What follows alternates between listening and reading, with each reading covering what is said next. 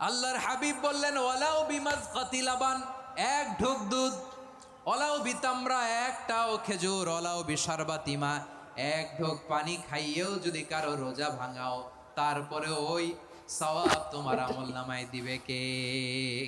তারাবির সালাতের রাকাত বিতর্ক এড়িয়ে চলুন, রাকাত নিয়ে বিতর্ক করবেন না। 8 রাকাত 20 রাকাত নিয়ে যে মারামারি এই দেশে, এটা শয়তানের ফন্দি। চিল্লায় বলেন এটা কার ফন্দি? আমরা 20 রাকাত পড়ি, আপনারা হয়তো 8 রাকাত পড়েন, কোনো অসুবিধা নাই। এই রমাদানে আমাদের কি করণীয়, কি বর্জনীয়, সংক্ষেপে 7টা করণীয় 7 মিনিটে, 7টা বর্জনীয় 7 মিনিটে বলে আমরা বিদায় নিব ইনশাআল্লাহ। বলেন রমাদান যে আসতেছে আপনাদের ভাল লাগে? রমাদান নাম শুনলেই মুমিন হৃদয়ে বয়ে যায় প্রশান্তির ফল্গু ধারা, ঠিক কিনা?